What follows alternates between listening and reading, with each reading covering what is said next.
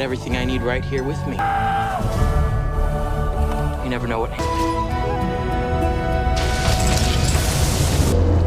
God almighty.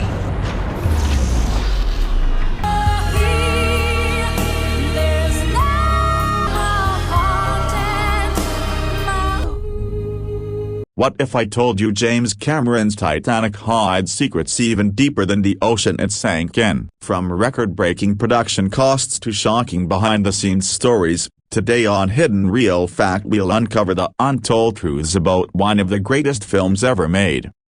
RMS Titanic was a British passenger ship that sank in the early hours of April 15, 1912, after hitting an iceberg during its first voyage from Southampton, England, to New York City, United States. Out of the about 2,224 passengers and crew on board, around 1,500 lost their lives, making it one of the deadliest peacetime ship disasters in history. Titanic, owned by the White Star Line, carried some of the richest people in the world, along with many emigrants from the British Isles, Scandinavia, and other parts of Europe who were hoping for a better life in the United States and Canada. The sinking shocked the public, led to important changes in ship safety rules, and became a lasting part of popular culture. It was also the second time White Star Line had lost a ship on its first trip, the first being the RMS Taylor in 1854. At the time, Titanic was the largest ship in the world when it began service, and it was the second of 3 Olympic-class ocean liners built for White Star Line. It was built in Belfast by the Harland and Wolff Shipbuilding Company. The ship's main designer, Thomas Andrews Jr., died during the sinking. Titanic was commanded by Captain Edward John Smith, who also went down with the ship. J. Bruce Ismay, the chairman of White Star Line, managed to escape in a lifeboat and survived. The first-class areas of Titanic were designed to represent the highest level of comfort and luxury. They featured a gymnasium, a swimming pool, smoking rooms, fine restaurants and cafes, a Turkish bath styled in the Victorian fashion, and hundreds of elegant cabins. The ship also had a powerful wireless telegraph system to send passenger messages, known as marconigrams, as well as for the ship's communication needs. Titanic was promoted as unsinkable because of its advanced safety designs, which included watertight compartments and doors that could be closed remotely. Titanic was fitted with 16 lifeboat davits, each able to lower 3 boats, meaning it could have carried up to 48 lifeboats. However, the ship only carried 20 lifeboats in total. 14 were standard lifeboats, 2 were cutters, and 4 were collapsible boats that were hard to use when the ship was sinking. Altogether, these lifeboats could hold 1,178 people, only about half the number of people on board, and just 1/3 of the number Titanic could carry at full capacity. At the time, safety rules set by the British Board of Trade only required ships of 10,000 tons to carry 14 lifeboats, so Titanic actually had 6 more than required, enough for 338 extra passengers. But when the disaster happened, many lifeboats were not filled to capacity, with an average of only about 60% full. The ship's name, Titanic, came from the Titans of Greek mythology. Built in Belfast, Ireland, then part of the United Kingdom, Titanic was the second of the 3 Olympic-class liners. The first ship was RMS Olympic, and the last was HMHS Britannic. These ships were the largest in White Star Line's fleet of 29 vessels in 1912. The idea for the 3 great liners came from a meeting in 1907 between J. Bruce Ismay, White Star Line's chairman, and American financier J.P. Morgan, who owned the company's parent corporation, International Mercantile Marine Company. At the time, White Star faced tough competition from its rivals. Cunard Line, with support from the British Admiralty, had recently launched the Lusitania and Mauretania, which were the fastest passenger ships in service. German companies Hamburg America and Norddeutscher Lloyd were also competing strongly. Instead of focusing on speed, Ismay wanted to compete with larger ships, offering unmatched comfort and luxury. The new ships would be large enough to maintain a weekly service with 3 ships instead of 4. Olympic and Titanic would replace older ships like RMS Teutonic, RMS Majestic, and RMS Adriatic. In June 1907, White Star Line began using Southampton as its main port for voyages to New York. The ships were built by Harland and Wolff in Belfast, a company that had worked closely with White Star Line since 1867. Harland and Wolff had a lot of freedom in designing ships, usually starting with rough sketches by Wilhelm Wolff, which were then turned into full designs by Edward James Harland. Cost was not a main concern. White Star allowed the builders to spend what was needed and take a 5% profit. For the Olympic-class liners, the cost of the first two ships was about £3 million, around £370 million in today's money, plus extra costs and the usual profit margin. Harland and Wolff's best designers worked on the Olympic-class ships. The project was led by Lord Pirrie, who was both the director of Harland and Wolff and White Star Line. The design team included naval architect Thomas Andrews, who managed the shipyard's design department, his deputy Edward Wilding, who calculated the ship's balance and safety, and Alexander Carlisle, the chief draftsman and general manager. Carlisle was responsible for the overall design, decorations, equipment, and especially the lifeboat system. On July 29, 1908, Harland and Wolff presented the ship designs to J. Bruce Ismay and other White Star Line leaders. Ismay approved the plans and signed agreements 2 days later to begin construction. At first, the first ship, later named Olympic, was called number 400, as it was the 400th hull built by Harland and Wolff. Titanic was based on an improved version of that design and was given the number 401. The casting of Leonardo DiCaprio as Jack Dawson, a star in the making. Leonardo DiCaprio's portrayal of Jack Dawson in James Cameron's Titanic stands as one of the most iconic casting triumphs in cinematic history. At just 22 years old during filming, DiCaprio brought to life the free-spirited, impoverished artist whose whirlwind romance with Rose the Widowmaker captured the hearts of millions. The decision to cast DiCaprio was not without controversy, but it ultimately defined his career and elevated the film to legendary status. To understand the depth of this choice, one must delve into the exhaustive audition process, Cameron's vision for the character, and how DiCaprio's innate charisma transformed a fictional archetype into an enduring symbol of youthful rebellion and tragic romance. James Cameron, known for his meticulous approach to storytelling and visual spectacle, envisioned Jack Dawson as more than a mere love interest. He needed an actor who could embody the raw energy of early 20th century bohemianism, someone with a magnetic presence that contrasted sharply with the rigid aristocracy aboard the ship. The search began in earnest in 1995, as Cameron scoured Hollywood for talent. Dozens of rising stars were considered, including Brad Pitt, whose brooding intensity might have suited a darker take on the role, and Matthew McConaughey, whose southern charm could have added a folksy layer to Jack's Midwestern roots. Tom Cruise was even floated as a possibility, bringing his action hero pedigree to what Cameron hoped would blend romance with disaster. Yet none of these A-listers clicked during initial screen tests. Enter DiCaprio, fresh off the heels of Romeo plus Juliet, 1996. Where he had already proven his ability to infuse Shakespearean tragedy with modern vulnerability. DiCaprio was not Cameron's first choice. In fact, the director later admitted in interviews that he initially saw the young actor as too pretty for the rugged survivor Jack needed to be. DiCaprio himself recounted the audition process with a mix of humor and candor, describing how he arrived at the Fox slot expecting a straightforward read-through. Instead, Cameron insisted on an improvised chemistry test with potential Rose candidates, pushing DiCaprio to draw from personal experiences of loss and longing. "Jim wanted to see if I could make the audience fall in love with Jack in minutes," DiCaprio told Vanity Fair in a 1998 profile. This unorthodox method revealed DiCaprio's improvisational genius. He ad-libbed lines about sketching nudes and spitting off the boo, infusing the scenes with an irreverent spark that made Jack feel alive and unpredictable. What sealed the deal was DiCaprio's ability to balance vulnerability with bravado. In one pivotal test,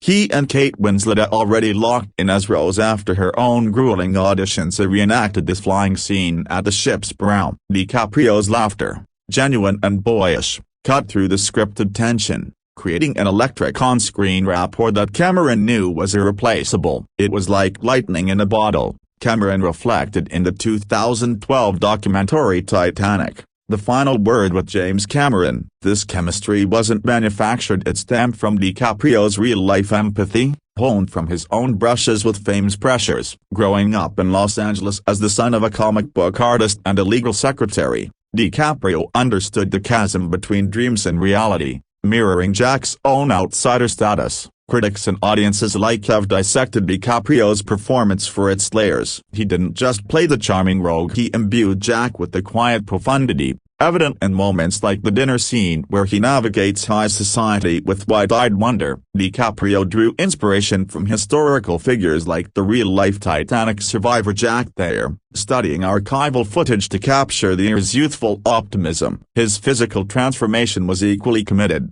weeks of weight training to sculpt a lean, athletic build suitable for the film's demanding water sequences, and hours practicing accents to nail Jack's Wisconsin drawl without caricature. The result was a performance that earned DiCaprio his first Academy Award nomination for Best Actor in 1998, though he lost to Jack Nicholson for As Good as It Gets. Undeterred, DiCaprio's Jack became a cultural touchstone, spawning memes, tattoos, and endless debates about that infamous door. Beyond the glamour, DiCaprio's casting highlighted Cameron's gamble on youth. At the time, DiCaprio was a heartthrob teetering on the edge of serious artistry, and Titanic catapulted him into superstardom. Box office figures tell the tale. The film grossed over $2.2 billion worldwide, with DiCaprio's face plastered on every magazine cover. Yet it's the emotional residue that endures. Fans still weep at Jack's final words,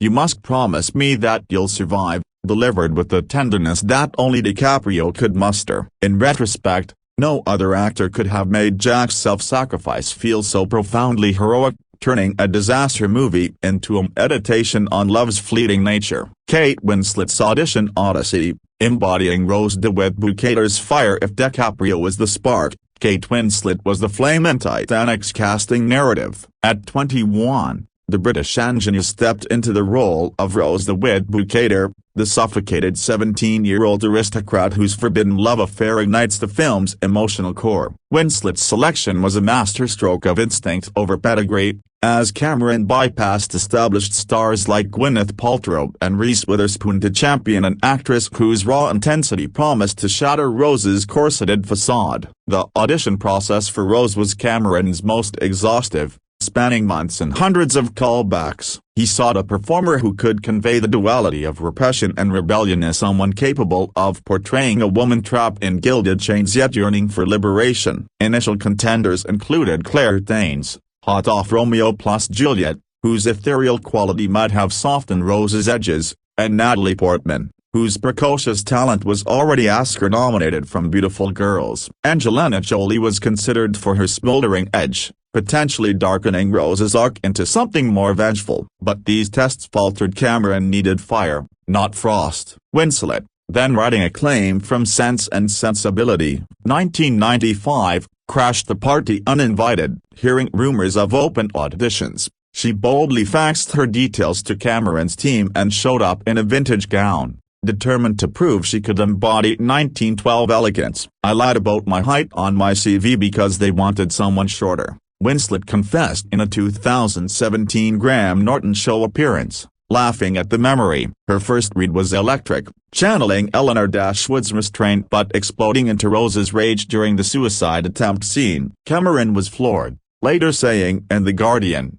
"Kate walked in and owned the room. She wasn't acting, she was Rose." The real magic unfolded in chemistry reads with DiCaprio. Their first joint audition, simulating the below-deck dance sequence, devolved into genuine laughter as Winslet taught DiCaprio Irish step moves, fostering an instant sibling-like bond that translated to passionate on-screen intimacy. This rapport was crucial, as Rose's journey hinges on Jack's influence. Winslet's eyes, wide with wonder in the flying scene, mirrored her character's awakening. Behind the scenes, Winslet's commitment bordered on obsessive. She pored over Titanic survivor accounts, adopting a Philadelphia accent and practicing corset breathing to authentically depict Edwardian discomfort. Her physicality shone in the sinking chaos, where she performed stunts without a double, bruising ribs but delivering screams that echoed real terror. Winslet's Rose resonated because it subverted expectations. Far from a damsel, she was a proto-feminist icon,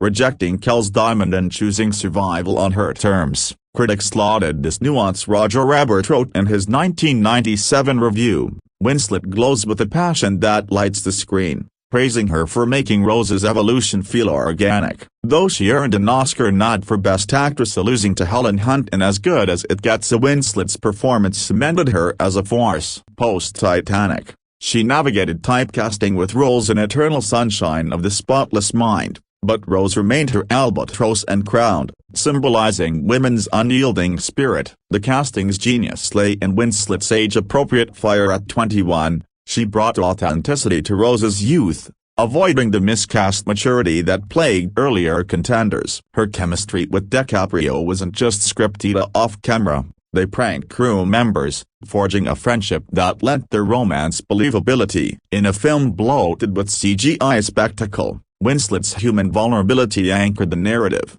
proving that casting isn't about stars but souls who inhabit roles. Billy Zane, the perfect antagonist as Caledon Hackley. Billy Zane's embodiment of Caledon Cal Hackley, Rose's arrogant fiancé tilde copyright, provided Titanic with its essential villain, a man whose privilege poisons every interaction. Casting Zane was Cameron's sly pivot from bombast to subtlety, turning a potentially cartoonish brute into a chilling portrait of entitlement. At 31, Zane brought a suave menace that elevated Cal from plot device to psychological foil, contrasting Jack's warmth with icy calculation. The search for Cal began with actors who could command screen presence without overwhelming the leads. Val Kilmer was auditioned for his charismatic edge, while Matthew Modine was considered for his military precision. Even Billy Crudup tested, offering a more intellectual snarl. But Zane, known for Dead Calm, 1989, impressed with the screen test where he ad-libbed Kel's slaps and sneers,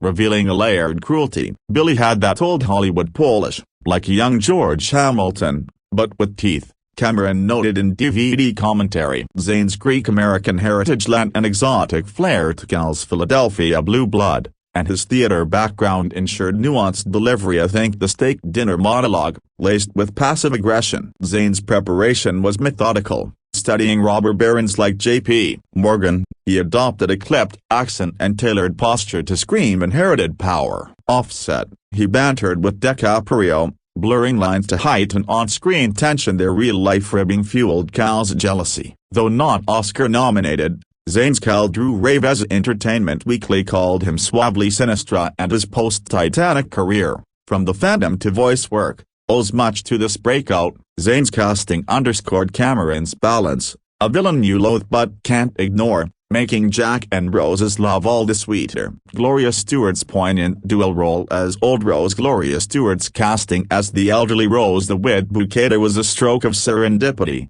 bridging Titanic's timelines with haunting grace. At 87, the forgotten Golden Age star will last prominent in The Invisible Man, 1933. Infused the framing narrative with lived wisdom, her narration providing emotional ballast to the spectacle. Cameron sought an actress who could embody survival's toll without sentimentality. Faye Dunaway and Ingrid Bergman were approached, but health issues sidelined them. Stewart, recommended by agent Bill Hunter, auditioned via tape, her voice quivering with authenticity. She read the letter scene, and it was like hearing a ghost, Cameron recalled. Revived from obscurity, Stewart's preparation involved no makeup tricks, just subtle prosthetics and vocal coaching to echo Winslet's timbre. Her performance, especially the bed scene's quiet defiance, earned an Oscar nod for Best Supporting Actress, the oldest nominee at 87. Stewart's Rose humanized the epic, proving casting can resurrect legends. Kathy Bates, bringing heart to Mally Brown. Kathy Bates' turn as the unsinkable Mally Brown injected Titanic with brassy humanity, her casting a nod to Cameron's love for larger-than-life eccentrics. Fresh from Misery's Oscar win, Bates beat out Whoopi Goldberg and Roseanne Barr for the silver screen Spitfire, whose wealth couldn't buy class but bought loyalty. Auditions emphasized comic timing. Bates' test, belting Vlasvu culture avec moi in period garb, sealed it. Kathy was the only one who made Mally feel like family, Cameron said. Bates researched the real Margaret Brown, adopting a Denver twang and adopting physicality-wide stances, booming laughs to contrast the elite. Her line deliveries, like rallying third-class passengers, grounded the chaos. Though no name, Bates' warmth made Mally iconic. Her post-Titanic roles in about Schmidt owing to this vivacity. Frances Fisher's maternal menace as Ruth the Wet Bouqueter. Frances Fisher's Ruth the Wet Bouqueter,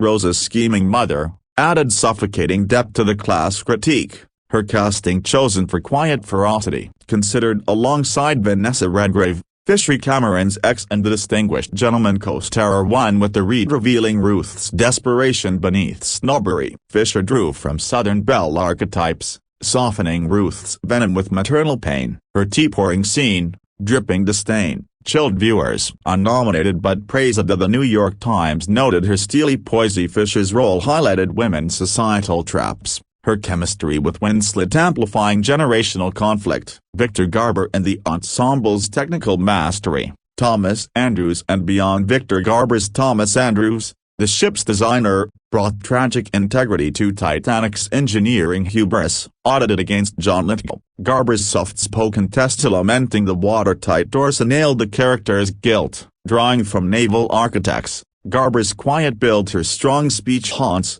his ensemble work with David Warner's Lovejoy amplifying dread. Susie Amos as Lizzie Calvert added modern levity, her casting from Cameron's Circle ensuring seamless framing. The third-class ensemble. Jones as Irish Mommy, Jason Berry as the priest filled bunks with authentic immigrant fervor, scouted from theater troops for dialect precision. The chemistry that sunk hearts. DiCaprio and Winslet's on-screen magic. No casting element defined Titanic more than DiCaprio and Winslet's alchemy. Their auditions, spanning weeks, evolved from stiff reads to playful improv, Cameron orchestrating tests like the mirror scene to spark intimacy. They fell into each other naturally, he observed. Offset, shared pranks, ice bucket fights mirrored Jack and Rose's mischief, lending authenticity to kisses that felt stolen, not staged. This bond elevated subplots. Zane's Kel seethed plausibly against their glow. Reviews obsessed over a perfect chemistry, per user aggregates approving Cameron's mantra,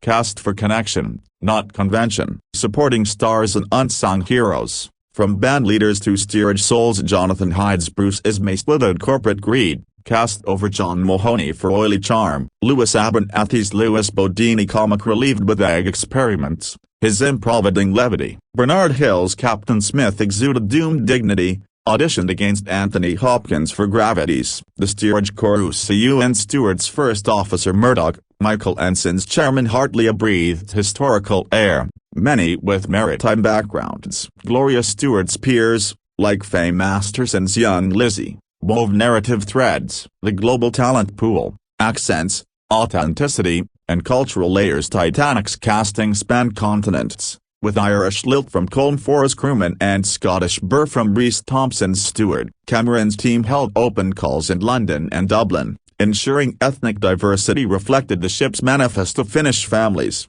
Lebanese traders scouted for realism. This mosaic enriched themes. A Lebanese woman, voiced by Jeanette Goldstein, underscored universal loss, age, authenticity, and historical fidelity in casting choices. Cameron prioritized era-appropriate youth. DiCaprio's 22 to Jack's 20s avoided anachronistic maturity. Winslet's 21 matched Rose's, her curves defying 90s waifs for 1912 authenticity. Older roles like Stewart's demanded veterans, balancing spectacle with soul. Inaccuracies. Kel's valet Lovejoy, Warner, was fictionalized, but Warner's MI6 poise fit. Impact on careers, from Launchpad to Legacy. DiCaprio's Jack birthed eco-activism funding. Winslet's Rose spawned selective roles. Bates' Molly boosted TV, disjointed. Zane's Cal typecast him villainously. Stewart's revival inspired late bloomers. Collectively, the cast grossed billions post-Titanic, their bonds enduring. A DiCaprio-Winslet reunions at Oscars. Challenges overcome, injuries, improv, and on-set dynamics. Filming's Halifax tank tested metal. DiCaprio's hypothermia, Winslet's hypothermia scars. Bates broke toes but quipped through. Improv. DiCaprio's King of the World became legend, Cameron encouraging ad-libs for vitality. Voices of the past, dialect coaches and vocal transformations accent coaches like Tim Monich drilled phonetics DiCaprio's drawl from What's Eating Gilbert Grape, Winslet's transatlantic from Sense, Bates' western twang from rodeo tapes. This vocal casting layered authenticity. The women of Titanic, a feminist recasting in retrospect. Winslet, Fisher, Bates formed a triad of resistance heroes: Fire, Ruth Gage, Mally's Roar, casting women who owned agency. #Me Too lends praises their unapologetic sexuality. Winslet's nude sketch empowering men in the machine, masculinity through Jack, Cal, and Andrews. DiCaprio's tender masculinity subverted heroism. Zane's toxic flip, Garber's intellectual fall. Casting explored gender-zero-bound roles, child actors and innocence lost. The heartbreaking youth roles by Cassidy's Little Rosebud, Glenn Headley's ensemble kids captured terror's toll. Cast from local schools for naturalism. The music of casting, how scores influenced character beats. James Horner's theme sank to performances. DiCaprio's whistle to pan flute, Winslet's side to strings. Casting considered musicality, re-releases and recasts, 3D, extended cuts, and legacy auditions. 2012's 3D revived scrutiny. No recasts, but fan casts like Timothée Chalamet copyright Chalamet as Jack sparked debate. Originals endure. Global perspectives, international casting and cultural reception. Japanese dubs honored accents. Chinese markets adored DiCaprio's universality. Casting's diversity fueled worldwide empathy. The uncast, what ifs and near misses. Pitt as Jack, too polished. Jolie as Rose, too fierce. These ghosts highlight Cameron's precision. Ensemble dynamics, table reads to Titanic. Tank table reads built families. Zane's pranks, Bates pep talks. Tank immersion forged bonds. Improv saving flubs. Awards spotlight, nods, snubs, and acting legacies. Winslet, DiCaprio, Stewart, Bates and nods galore. 3 wins total. Snubs like Zane's fueled narratives. Modern echoes, how Titanic casting influences today's blockbusters. Marvel casts like Avengers echo chemistry tests. Dune's ensemble nods to Titanic's scale. Production development and pre-production. James Cameron has long had a fascination with shipwrecks, and for him Titanic was the Mount Everest of shipwrecks. The genesis of what would become the most expensive film ever made at the time began with Cameron's personal obsession rather than commercial interests. He was almost past the point in his life when he felt he could consider an undersea expedition, but said he still had a mental restlessness to live the life he had turned away from when he switched from the sciences to the arts in college. The inspiration struck when Cameron saw footage from an IMAX film called Titanica, which featured the Titanic wreck. This viewing catalyzed his decision to seek Hollywood funding for his own expedition to the wreck site. Remarkably, it was not because I particularly wanted to make the movie, Cameron said. I wanted to dive to the shipwreck. This statement reveals the unconventional motivation behind what would become one of cinema's greatest achievements. The film is essentially a means to an end, a way to fund Cameron's personal underwater exploration dreams. Cameron wrote a script meant for a Titanic film, met with 20th Century Fox executives including Peter Chernin, and pitched it as Romeo and Juliet on the Titanic. This simple yet powerful pitch encapsulated the film's core concept, a timeless love story set against the backdrop of one of history's most famous disasters. However, the path to approval wasn't straightforward. Cameron said the executives were unconvinced of the commercial potential, and had instead hoped for action scenes similar to his previous films. The studio's initial skepticism proved to be unfounded, but at the time, Cameron's track record with science fiction action films like Terminator and Aliens didn't obviously translate to a period romance. They approved the project as they hoped for a long-term relationship with Cameron. This decision would prove to be one of the most profitable gambles in Hollywood history. Cameron's approach to convincing the studio was both practical and visionary. Cameron convinced Fox to promote the film based on the publicity afforded by shooting the Titanic wreck, and organized several dives over a period of 2 years. He also presented a compelling cost-benefit analysis. We can either do the shots, with elaborate models and motion control shots and CG and all that, which will cost X amount of money, or we can spend X plus 30% and actually go shoot it at the real wreck. The underwater expedition phase was both groundbreaking and perilous. The crew shot at the wreck in the Atlantic Ocean 12 times in 1995. The work was risky, as the water pressure could kill the crew if there were a tiny flaw in the submersible structure. The dangers weren't merely hypothetical. During one dive, one of the submersibles collided with Titanic's hull, damaging both sub and ship, and leaving fragments of the submersible's propeller shroud scattered around the superstructure. This real-world interaction with the wreck profoundly impacted Cameron and his team. Descending to the site emphasized to the crew that the Titanic disaster was not simply a story but a real event with real loss of life. Cameron reflected on this experience. Working around the wreck for so much time, you get such a strong sense of the profound sadness and injustice of it, and the message of it. He felt a great mantle of responsibility to convey the emotional message of the story, as he was aware there might never be another filmmaker to visit the wreck. The research phase that followed the underwater expedition was exhaustive. After filming the underwater shots, Cameron began writing the screenplay. He wanted to honor the people who died, and spent 6 months researching the Titanic's crew and passengers. This wasn't superficial background work. He created a detailed timeline of the events of the voyage and sinking and had it verified by historical experts. Cameron's commitment to historical accuracy while crafting a compelling narrative was evident in his approach to the project. From the beginning of the shoot, the team had a very clear picture of what happened on the ship. Cameron said that set the bar higher in a way it elevated the movie in a sense. We wanted this to be a definitive visualization of this moment in history, as if you'd gone back in a time machine and shot it. The director drew inspiration from previous Titanic films, particularly the 1958 British production. Cameron was influenced by the 1958 British film about Titanic, A Night to Remember, which he had seen as a youth. He liberally copied some dialogue and scenes, including the lively party of the passengers in steerage, and the musicians playing on the deck during the sinking. Cameron's narrative framework centered on the romance between Jack and Rose, but he understood the importance of the framing device. Cameron framed the romance with the elderly Rose to make the intervening years palpable and poignant. This decision to bookend the historical story with a contemporary narrative would prove crucial to the film's emotional impact. The philosophical approach to the material was equally important. Cameron felt the Titanic sinking was like a great novel that really happened, but that the event had become a mere morality tale. The film would give audiences the experience of living the history. He positioned the character of Brock Lovett as representing those who never connected with the human element of the tragedy. Cameron's vision for the central love story was clear from the outset. He believed that the romance of Jack and Rose would be the most engaging element. When their love is finally destroyed, the audience would mourn the loss. He summarized his approach by saying, "All my films are love stories, but in Titanic I finally got the balance right. It's not a disaster film, it's a love story with a fastidious overlay of real history." The design and construction planning phase required unprecedented attention to detail. Harlan Wolff,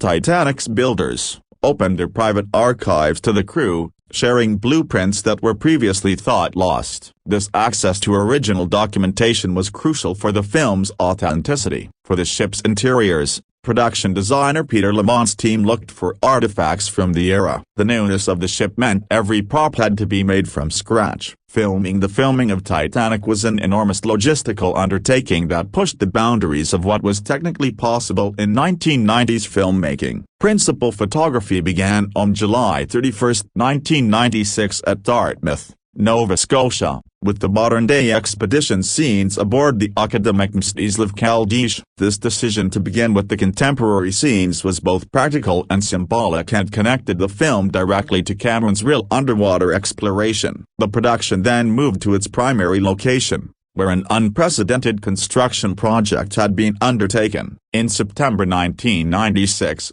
the production moved to the newly built Fox Baja Studios in Rosarito, Mexico, where a full-scale Titanic had been constructed. The creation of this facility was a massive undertaking in itself. Fox acquired 40 acres of waterfront south of Playas de Rosarito in Mexico and began building a new studio on May 31, 1996. The engineering challenges of creating a filmable replica of the Titanic were immense. A horizon tank of 17 million gallons was built for the exterior of the reconstructed ship, providing 270 degrees of ocean view. The scale of this construction was staggering as the ship was built to full scale, but Lamont removed redundant sections on the superstructure and forward well deck for the ship to fit in the tank, with the remaining sections filled with digital models. Even with these modifications, compromises had to be made for practical filmmaking purposes. The lifeboats and funnels were shrunk by 10%. The boat deck and A-deck were working sets, but the rest of the ship was steel plating. The engineering marvel didn't stop at static construction. Within was a 50-foot lifting platform for the ship to tilt during the sinking sequences. The attention to detail in recreating the ship's interiors was extraordinary. The sets representing the interior rooms of the Titanic were reproduced exactly using photographs and plans from the Titanic's builders. The famous grand staircase, central to many key scenes, required special attention. The grand staircase, which features prominently in the film, was recreated to a high standard, though it was widened 30% compared to the original and reinforced with steel girders. The craftsmanship involved was international in scope. Craftsmen from Mexico and Britain sculpted the ornate paneling and plasterwork based on Titanic's original designs. Every detail mattered: the carpeting, upholstery, individual pieces of furniture, light fixtures, chairs, cutlery and crockery with the white star-line crest on each piece were among the objects recreated according to original designs. Cameron's commitment to authenticity extended to hiring experts. Cameron hired 2 Titanic historians, Don Lynch and Ken Marshall, to authenticate the historical detail. Additionally, a full-time etiquette coach was hired to instruct the cast in the manners of the upper-class gentility in 1912. One of the most challenging aspects of the production was dealing with the ship's orientation. Cameron built his Titanic on the starboard side as a study of weather data revealed it was a prevailing north-to-south wind, which blew the funnel smoke aft. This posed a problem for shooting the ship's departure from Southampton, as it was docked on its port side. The solution required careful planning, implementation of written directions, as well as props and costumes, had to be reversed. For example, if someone walked to their right in the script, they had to walk left during shooting. In post-production, the film was flipped to the correct direction. The filming schedule was ambitious from the start but quickly became problematic. The filming schedule was intended to last 138 days but grew to 160. Filming officially wrapped on March 23, 1997. This extension had significant implications for both budget and the physical toll on cast and crew. Cameron's directing style during the production became legendary for its intensity. The shoot was an arduous experience that cemented Cameron's formidable reputation as the scariest man in Hollywood. He became known as an uncompromising, hard-charging perfectionist and a 300-decibel screamer. A modern-day Captain Bligh with a megaphone and walkie-talkie, swooping down into people's faces on a 162-feet crane. The working conditions were physically demanding and sometimes dangerous. Many cast members came down with colds, flu, or kidney infections after spending hours in cold water, including Winslet. Kate Winslet's experience was particularly challenging. Winslet chipped a bone in her elbow during filming and had been worried that she would drown in the 17-gallon water tank in which the ship would sink. The actress's relationship with Cameron became strained during production. "There were times when I was genuinely frightened of him. Jim has a temper like you wouldn't believe," she said. "God damn it. He would yell at some poor crew member. That's exactly what I didn't want." The intensity of the production left lasting impressions. In the end, she decided she would not work with Cameron again unless she earned a lot of money. The production faced a serious and bizarre incident during filming in Canada. On August 9, 1996, during the academic Mstislav Kaldi's shoot in Canada, an unknown person, suspected to be a crew member, put the dissociative drug PCP into the soup that Cameron and various others ate one night in Dartmouth, Nova Scotia. The incident was severe. It sent more than 50 people to the hospital. The effects of the poisoning were dramatic and disturbing. There were people just strolling around, completely out of it. Some of them said they were seeing streaks and psychedelics, said actor Lewis Abernathy. Cameron's appearance was particularly affected. One eye was completely red, like the Terminator eye. A pupil, no iris, beet red. The other eye looked like he'd been sniffing glue since he was 4. Despite investigations by local authorities,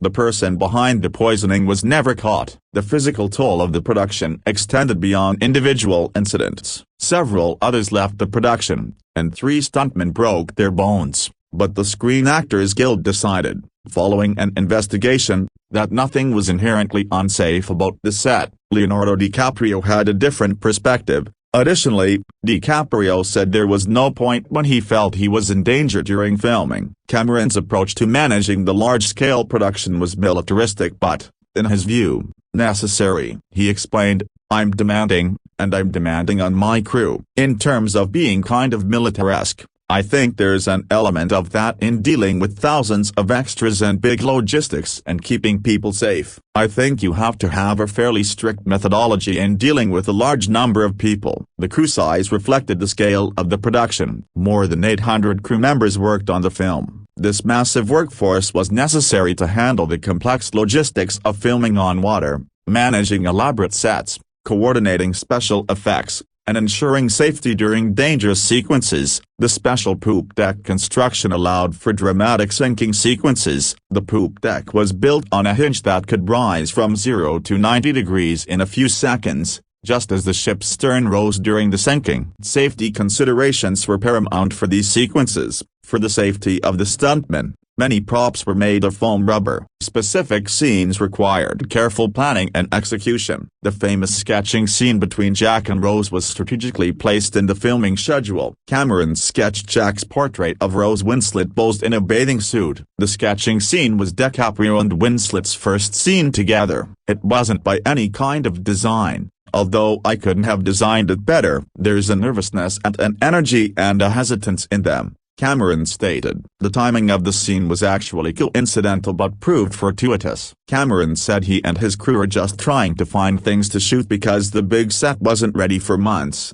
so we were scrambling around trying to fill in anything we could get to shoot. Despite the unplanned nature of the timing, Cameron felt the final scene worked well. The massive water tank sequences presented unique challenges. An enclosed 5,000,000 US gallon, 19 million liters, tank was used for sinking interiors, in which the entire set could be tilted into the water. The destruction of the grand staircase was particularly spectacular and dangerous. In order to sink the grand staircase, 90,000 US gallons, 340,000 liters, of water were dumped into the set as it was lowered into the tank. Unexpectedly, the waterfall ripped the staircase from its steel-reinforced foundations, although no one was hurt. The post-production phase of Titanic was as groundbreaking and intensive as the filming itself, pushing the boundaries of visual effects technology and narrative construction. Cameron's vision required innovations in digital effects, sound design, and editorial choices that would set new standards for filmmaking. The visual effects work was revolutionary for its time. Cameron wanted to push the boundary of special effects, and enlisted Digital Domain and Pacific Data Images to continue the developments in digital technology he pioneered on The Abyss and Terminator 2, Judgment Day. The challenge was to create convincing water effects and ship destruction sequences that surpassed previous maritime disaster films. Previous Titanic films had struggled with realistic water effects. Many previous films about Titanic shot water in slow motion, which did not look wholly convincing. Cameron's team took a different approach, encouraging realistic representation. Cameron encouraged his crew to shoot their 45-foot-long, 14 meters, miniature of the ship as if we're making a commercial for the White Star Line. The digital enhancement process was complex and innovative. Afterwards, digital water and smoke were added, as were extras captured on a motion capture stage. The creation of digital crowds required personal involvement from the effects team. Visual effects supervisor Rob Legato scanned the faces of many actors, including himself and his children, for the digital extras and stuntmen. Multiple scale models were created for different sequences. There was also a 65-foot-long, 20 meters, model of the ship's stern that could break in two repeatedly, the only miniature to be used in water. For the engine room sequences, creative compositing techniques were employed. For scenes set in the ship's engines, footage of the SS Jeremiah O'Brien's engines were composited with miniature support frames, and actors shot against a green screen. Budget considerations influenced some effects decisions. In order to save money, the first-class lounge was a miniature set incorporated into a green screen backdrop behind the actors. The destruction sequences required multiple miniatures. The miniature of the lounge would later be crushed to simulate the destruction of the room, and a scale model of a first-class corridor flooded with jets of water while the camera pans out. The post-sinking sequences required special makeup and effects techniques. The post-sinking scenes in the freezing Atlantic were shot in a 350,000 US gallon, 1,300,000 liters, tank, where the frozen corpses were created by applying on actors a powder that crystallized when exposed to water, and wax was coated on hair and clothes. The climactic sinking sequence represented the pinnacle of the effects work. The climactic scene, which features the breakup of the ship directly before it sinks as well as its final plunge to the bottom of the Atlantic, involved a tilting full-sized set, 150 extras, and 100 stunt performers. Cameron's vision for this sequence was informed by his criticism of previous films. Cameron criticized previous Titanic films for depicting the liner's final plunge as a graceful slide underwater. He wanted to depict it as the terrifyingly chaotic event that it really was. The dangerous aspects of filming these sequences required digital solutions. When carrying out the sequence, people needed to fall off the increasingly tilting deck, plunging hundreds of feet below and bouncing off of railings and propellers on the way down. A few attempts to film this sequence with stunt artists resulted in some minor injuries, and Cameron halted the more dangerous stunts. The risks were eventually minimized by using computer-generated people for the dangerous falls. The technical infrastructure for the effects work was cutting edge. A Linux-based operating system was utilized for the creation of the effects. This represented an early adoption of open-source technology in major Hollywood production. The editorial process involved significant decision-making about narrative focus. Cameron said there were aspects of the Titanic story that seemed important in pre- and post-production but became less important as the film evolved. One significant omission was the SS Californian story. He omitted the SS Californian, the ship that was close to the Titanic the night she sank but had turned off its radio for the night, did not hear her crew's SOS calls, and did not respond to their distress flares. Cameron's reasoning for this omission was thematically driven. A scene involving the Californian was cut, according to Cameron, because it focuses you back onto that world. If Titanic is powerful as a metaphor, as a microcosm, for the end of the world in a sense, then that world must be self-contained. He emphasized that its omission was not a compromise to mainstream filmmaking but about emphasis, creating an emotional truth to the film. The ending underwent significant revision during post-production. During the first assembly cut, Cameron altered the ending. The original version was more explicit about Brock Lovett's character arc. In the original version, Brock and Lizzie see the elderly Rose at the stern of the boat and fear she is going to commit suicide. Rose reveals that she had the heart of the ocean diamond all along but never sold it,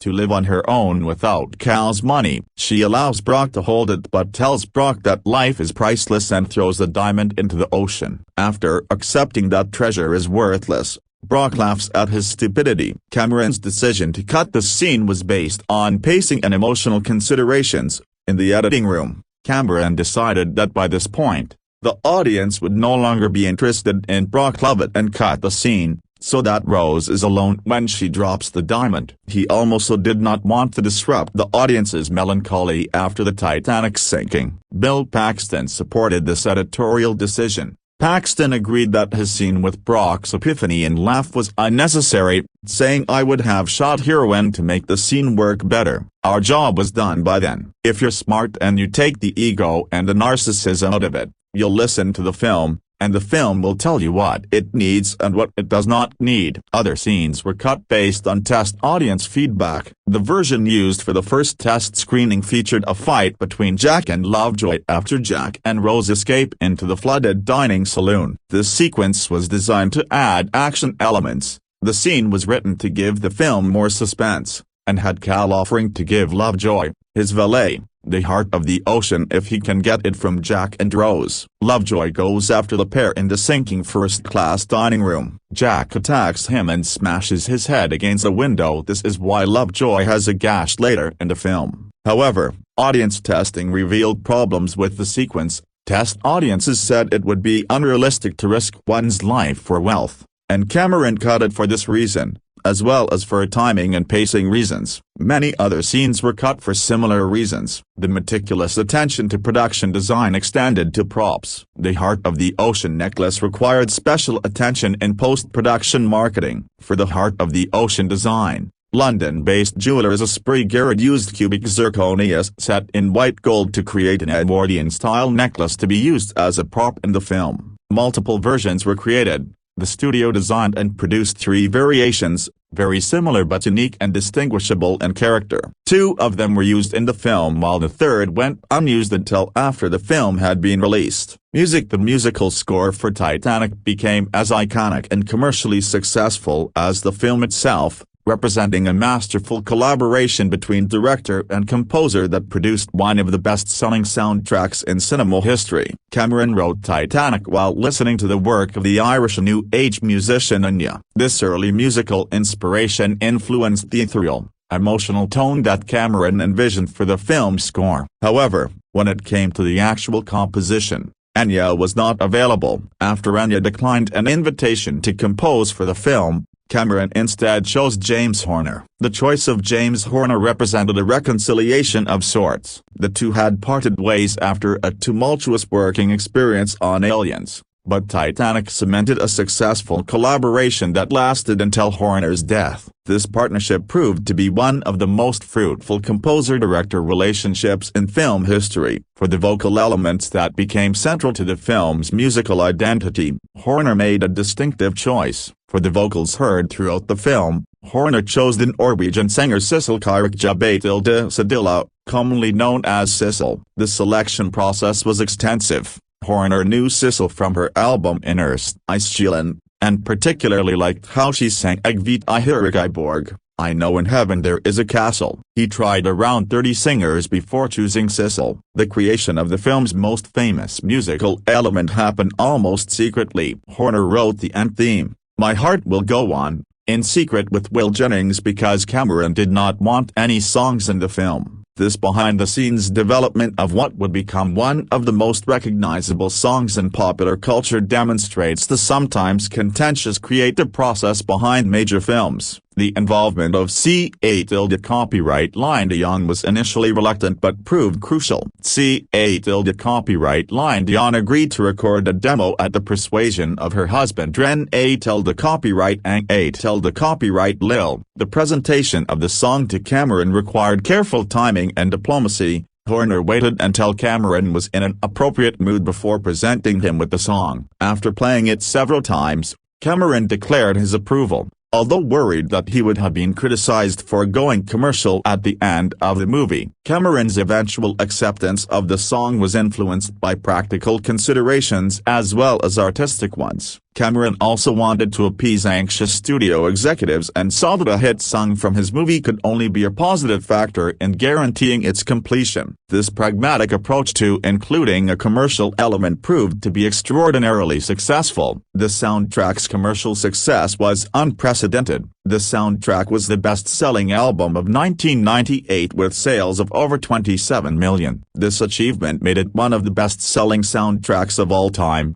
contributing significantly to the film's overall cultural impact and commercial success. The musical score served multiple functions within the film's narrative structure, providing emotional continuity across the time periods, supporting the epic scope of the disaster sequences, and creating intimate moments for the central love story. Horner's composition skillfully balanced these different requirements, creating a cohesive musical experience that enhanced rather than overwhelmed the visual storytelling. Released theatrical. The theatrical release of Titanic was a complex, high-stakes endeavor that initially faced skepticism and logistical challenges but ultimately became one of the most successful film releases in cinema history. Distribution for Titanic was split between Paramount Pictures and 20th Century Fox, Paramount handling the domestic distribution, and Fox handling the foreign release. This unusual arrangement was the result of the film's ballooning budget and the studio's need to share financial risk. The original release strategy was designed to capitalize on the summer blockbuster season. Both studios expected Cameron to complete the film for a release on July 2, 1997. The rationale for this timing was straightforward.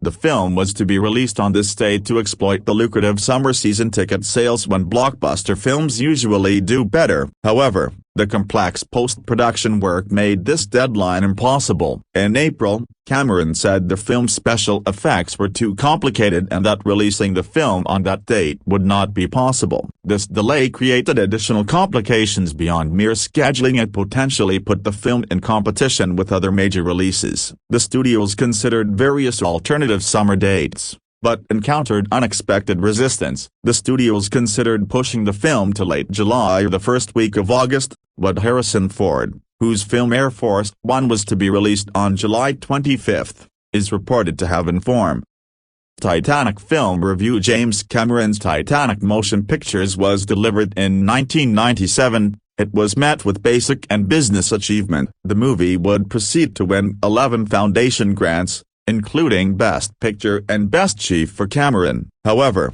what is it about this film that has made it so persevering? Titanic recounts the narrative of Jack, Leonardo DiCaprio, and Rose, Kate Winslet, two travelers on board the bound boat who become hopelessly enamored. The film is commended for its incredible scale and creation values, as well as its strong personal exhibitions from the cast. Cameron's purchase document. To see full attachment similar documents you have to use the template to complete this assignment. The prospectus is merely a guide for completing the proposal. This page will be about my senior project class. The professor asked me to write one page about what I feel about his class. First and foremost, I would like to thank my committee, Dr. Kathleen Crowther, Dr. Stephen Livesey, Dr. Carrie Magruder, Dr. Like a great iron sphinx on the ocean floor, the Titanic faces still toward the west, interrupted forever on its only voyage. We see it in the opening shots of Titanic, encrusted with the silt of 85 years. A remote-controlled TV camera snakes its way inside, down corridors and through doorways, showing us staterooms built for millionaires and inherited by crustaceans. These shots strike precisely the right note. The ship calls from its grave for its story to be told, and if the story is made of showbiz and hype, smoke and mirrors, so was the Titanic. She was the largest moving work of man in all history, a character boasts, neatly dismissing the pyramids and the Great Wall. There is a shot of her, early in the film, sweeping majestically beneath the camera from bow to stern, nearly 900 feet long and unsinkable, it was claimed, until an iceberg made an irrefutable reply. James Cameron's 194-minute, $200 million film of the tragic voyage is in the tradition of the great Hollywood epics. It is flawlessly crafted, intelligently constructed, strongly acted and spellbinding. If its story stays well within the traditional formulas for such pictures, well, you don't choose the most expensive film ever made as your opportunity to reinvent the wheel. We know before the movie begins that certain things must happen. We must see the Titanic sail and sink, and be convinced we are looking at a real ship. There must be a human story, probably a romancia involving a few of the passengers. There must be vignettes involving some of the rest and a subplot involving the arrogance and pride of the ship's builders and perhaps also their courage and dignity. And there must be a reenactment of the ship's terrible death throes that took 2.5 hours to sink, so that everyone aboard had time to know what was happening, and to consider their actions. All of those elements are present in Cameron's Titanic, weighted and balanced like ballast, so that the film always seems in proportion. The ship was made out of models, large and small, visual effects and computer animation. You know intellectually that you're not looking at a real ocean liner, but the illusion is convincing and seamless. The special effects don't call inappropriate attention to themselves but get the job done. The human story involves an 17-year-old woman named Rose DeWitt Bukater, Kate Winslet, who is sailing to what she sees as her own personal doom. She has been forced by her penniless mother to become engaged to marry a rich, supercilious snob named Cal Hackley, Billy Zane, and so bitterly does she hate this prospect that she tries to kill herself by jumping from the ship. She is saved by Jack Dawson, Leonardo DiCaprio, a brash kid from steerage, and of course they will fall in love during the brief time left to them. The screenplay tells their story in a way that unobtrusively shows off the ship. Jack is invited to join Rose's party at dinner in the first-class inn. Later, fleeing from Cal's manservant, Lovejoy, David Warner, they find themselves first in the awesome engine room, with pistons as tall as churches, and then at a rousing Irish dance in the crowded steerage. At one point Rose gives Lovejoy the finger. Did young ladies do that in 1912? Their exploration is intercut with scenes from the command deck, where the captain, Bernard Hill, consults with Andrews, Victor Garber, the ship's designer, and Ismay, Jonathan Hyde, the White Star Line's managing director. Ismay wants the ship to break the transatlantic speed record. He is warned that icebergs may have floated into the hazardous northern crossing but is scornful of danger. The Titanic can easily break the speed record but is too massive to turn quickly at high speed. There is an agonizing sequence that almost seems to play in slow motion, as the ship strains and shudders to turn away from an iceberg in its path and fails. We understand exactly what is happening at that moment because of an ingenious story technique by Cameron, who frames and explains the entire voyage in a modern story. The opening shots of the real Titanic,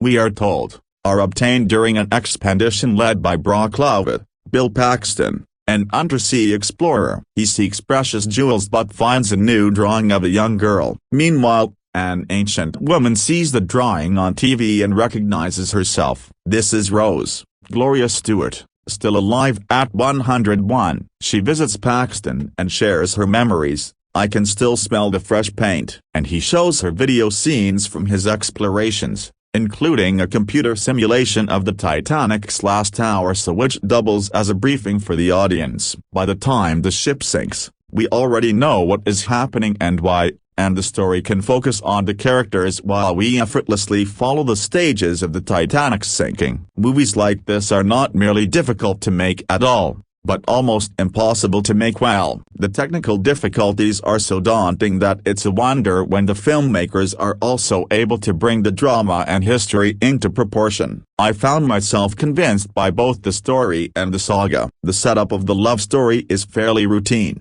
but the payoff for how everyone behaves as the ship is sinking up is wonderfully written, as passengers are forced to make impossible choices. Even the villain, played by Zane, reveals a human element at a crucial moment. Despite everything, damn it all, he does love the girl. The image from the Titanic that has haunted me, ever since I first read the story of the great ship, involves the moments right after it sank. The night sea was quiet enough so that cries for help carried easily across the water to the lifeboats, which drew prudently away. Still dressed up in the latest fashions, hundreds froze and drowned. What an extraordinary position to find yourself in after spending all that money for a ticket on an unsinkable ship. Searching for a lost diamond aboard the wreckage of the great, ill-fated ship, a diver finds a sketch of a young woman wearing the jewel. Amazingly, she is still alive, and recounts the tale of her time on the luxury liner, a tale of grand romance. We were,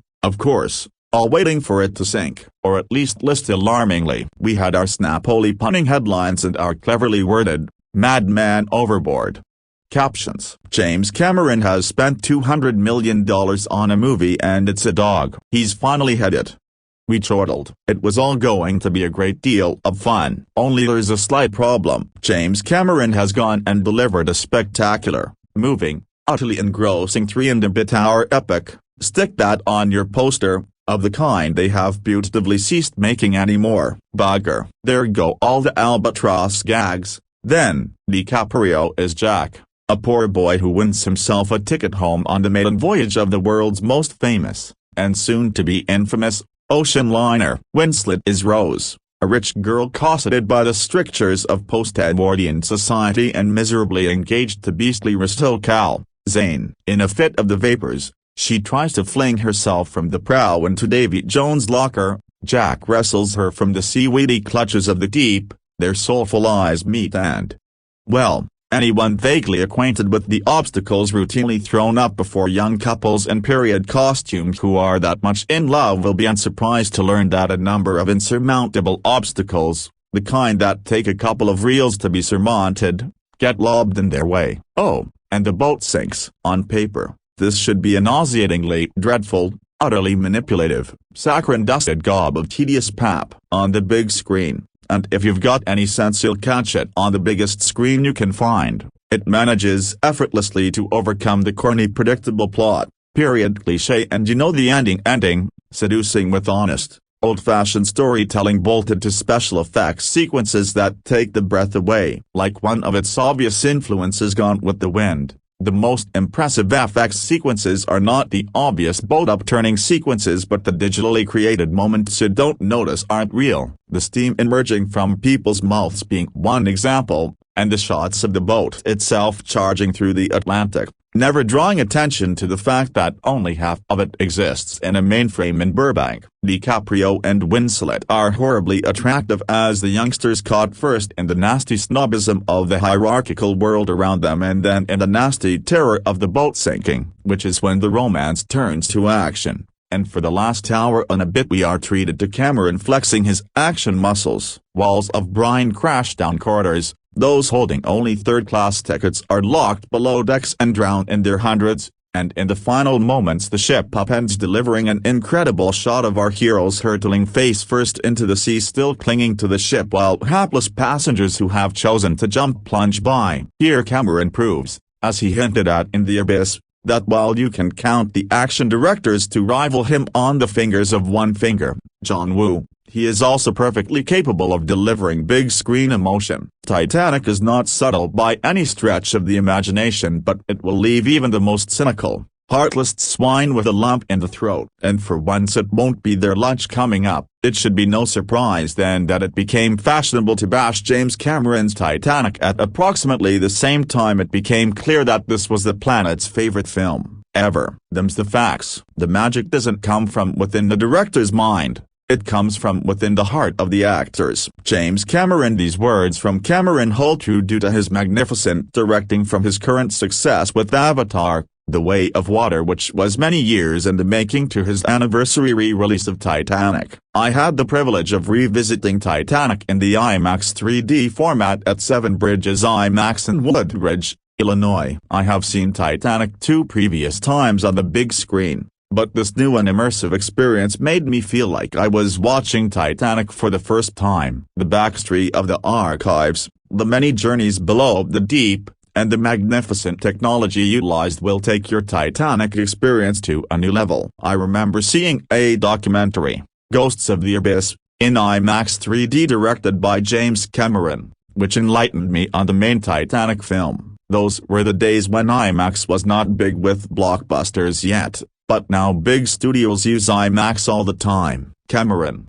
however, really knows how to bring his previous projects back with a sense of excitement as he does this time with Titanic. The mind of Cameron is one that surpasses many directors because he always links his works to his previous projects. He takes the time to think about how his audience will appreciate his films years later. Above all, he spaces out the time frames of when it is the right time for his projects to be launched. Cameron consistently rewrites until his films are on point. That is because he wants his characterizations, plot, and concepts to all have meaning. In all his projects they truly do. With Titanic back in 3D, 4K formats, and IMAX 3D, his emphasis on cinematic brilliance shows. The experience of Titanic in IMAX 3D is one of a kind. The image is the sharpest ever, the technological aspects beyond wonderful which make fans feel they are face to face with the monumental performances of Kate Winslet, as Rose, and Leonardo DiCaprio, as Jack. Find your local IMAX location, get your tickets, and experience Titanic like never before. It is rewarding to experience Titanic in this format for fans who are in love with the movie as well as those experiencing it for the first time. To recap the plot, Titanic is based on the true story of the Titanic, a ship that sank after hitting an iceberg in 1912, resulting in over 1,500 lost lives. Bill Paxton plays Brock Lovett, an oceanographer who is researching the shipwreck when a drawing of Rose is discovered. An aging Rose, played by Gloria Stewart, is brought in for discussion and she elaborates her story of being a passenger on Titanic. Above all, her beloved memory is falling in love with Jack DiCaprio. Rose's story is the film's backstory and creates one of the most wonderful and engrossing stories I have seen on film in my life. All my experiences with Titanic have been unforgettable and I've cried each time. Experiencing Titanic in IMAX is incredible and goes far beyond watching as the ship is destroyed. The scenes with Jack and Rose will dazzle audiences in IMAX, especially the famous scene when Jack asks Rose to have her hand so he can hold her up at the front of the ship to make her feel like she is flying. This moment is one of the most vivid and exhilarating in the IMAX experience of Titanic and left me breathless. Titanic has lived with me. It has been a monumental cinematic example in my life and has fueled my passion for movies. It has always inspired me to take what I love in movies and explain my fascination in my own voice. Titanic is completely rewarding because of the depth of characterization, its technological effects, the skillful writing, and the outstanding directing by Cameron. For those who are considering this experience, it is not to be missed. Seeing Titanic again is simply awesome and seeing it in IMAX is vivid and dazzling. Join the journey and get back in Titanic mode to celebrate this film's 25-year anniversary. 4 stars, Neve Burton. Titanic movie review. Titanic the movie was an epic love story based around the tragedy of the Titanic made in 1997. The movie is considered a classic and after 20 years, is still a popular movie. The movie stars Leonardo DiCaprio and Kate Winslet as the main characters of Jack and Rose. For the time the movie was made in, the dramatics were very well done and to me, very impressive. The movie was directed by James Cameron and eventually went on to win 11 Oscars. The movie follows the love story of Jack and Rose and the sinking of the Titanic. It starts with researchers wanting to find a diamond necklace that they believe went down with the ship. This leads future older Rose giving them information about where it ended up after the Titanic sunk. When Rose was on Titanic, she was a wealthy woman who was traveling with her fiancé DiCaprio, who she eventually ends up leaving. Jack was a poor young man who won his ticket on the end of preview. Neve Burton. Titanic movie review. Titanic the movie was an epic love story based around the tragedy of the Titanic made in 1997. The movie is considered a classic and after 20 years, is still a popular movie. The movie stars Leonardo DiCaprio and Kate Winslet as the main characters of Jack and Rose. For the time the movie was made in, the dramatics were very well done and to me, very impressive. The movie was directed by James Cameron and eventually went on to win 11 Oscars. The movie follows the love story of Jack and Rose and the sinking of the Titanic. It starts with researchers wanting to find a diamond necklace that they believe went down with the ship. This leads future older Rose giving them information about where it ended up after the Titanic sunk. When Rose was on Titanic, she was a wealthy woman who was traveling with her fiancé DiCaprio, who she eventually ends up leaving. Jack was a poor young man who won his ticket on the end of preview. Originally published by the Daily News on December 19, 1997, this story was written by Dave Kerr. The last decade of Hollywood has accustomed us to event filmmaking, a marketing strategy that tries to define practically every film of any ambition, above and beyond, say, a Pauly Shore comedy. As a turning point in Western civilization, movies compete to be perceived as the biggest, most expensive, most spectacular productions ever, in hopes of rousing the great surly mass of once-a-year filmgoers who alone can put a picture into the box office for top tier. Titanic doesn't need to compete. With a budget of $200 million and a shooting schedule that ran for 160 days, it is unquestionably the biggest, most expensive movie ever made. An event by default. It doesn't have to be good, It just has to be in order to automatically become the picture of the year. But Titanic is not merely good. It is a magnificent object, a feat of engineering and an overwhelming visual, oral and emotional experience that alone justifies all the worrisome tendencies of recent American movies. If bigness has become a virtue in itself, director James Cameron here makes that bigness the metaphorical backbone of his movie, a conveyor and correlative to the Titanic emotions that grip his characters. If computer-generated special effects have overpowered drama, Cameron seizes that dangerously cold technology and recasts it as dream and delirium, profoundly human in its sources and longings, a digital poetry, as personal as a sonnet. As advanced as the technology of Titanic may be, the story it tells is a classic melodrama, a simplified tale of class conflict that, filmed as a biograph one-reeler, could have played to the Nickelodeon audience of 1912, the year of the Titanic's sinking. Rose Bukater, Kate Winslet, is poor little rich girl, returning from England on the maiden voyage of the great luxury liner in the company of her conventionally hateful fiancé, Cal Hackley, Billy Zane, whom her controlling mother, Ruth Frances Fisher, is forcing Rose to marry. Contemplating suicide, Rose leans a bit too far over the Titanic's cliff-like stern, and is saved from a fall by Jack Dawson, Leonardo DiCaprio, an aspiring artist returning from Paris on a steerage ticket won in a poker game. At this point, the course of events is perfectly clear, and Cameron doesn't frustrate our expectations. The young people begin in a romance that blossoms into passion, as the ship steams towards its North Atlantic rendezvous. Shakily written and uncertainly performed at first, Rose and Jack initially callow figures, but they grow in stature and sensibility as Cameron brings them into his grand design. Instead of treating the Titanic as a microcosm of society, the approach in virtually every other Titanic film, Cameron makes the ship a vividly realized, fluid symbol of human destiny, mapping the different levels of the ship as levels of character, from the social graces of the salon to the sexual heat of the engine room. Fore and aft become two distinctly characterized playing areas,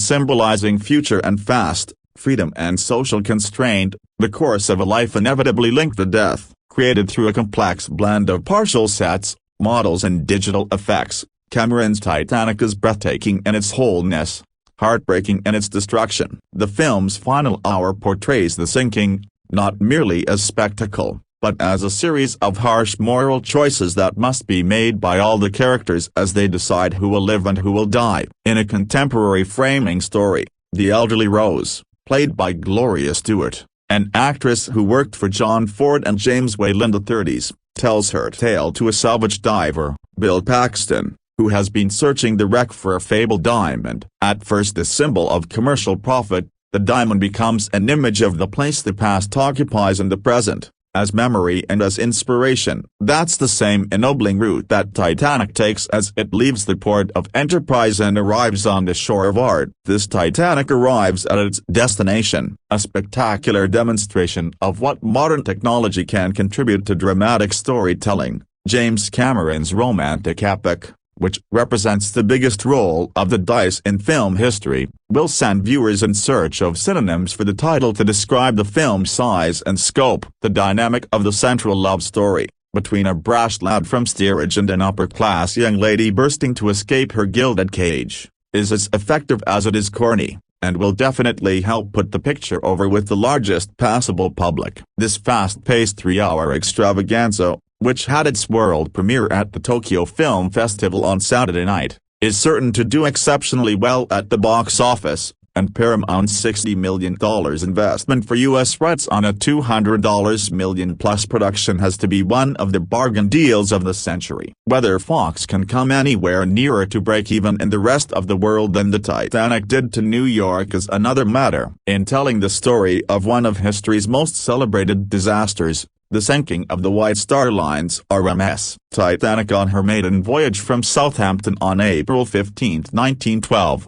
Cameron was clearly inspired by the challenge of reproducing the event with the physical verisimilitude and impact inconceivable in the numerous previous film and TV versions of the event. At the same time, the writer-director, best known for his effects-laden sci-fi thrillers, has pushed a human drama, and an intense love story at that, to the forefront in a way he never has before. Result works as old-fashioned melodrama, even if one can't quite say romance is now his forte. Capitalizing on the 1985 discovery of the Titanic's remains 2.5 miles beneath the surface in the North Atlantic, Cameron frames the period drama with contemporary action in which American explorer, opportunist Brock Lovett, Bill Paxton, uses deep-sea submersibles to videotape and retrieve artifacts from the vessel. Opening sequence offers a ghostly partial tour of the encrusted ship of dreams, which Lovett hopes will yield him a bounty of hugely valuable diamonds he believes are on board. Instead of finding any stones,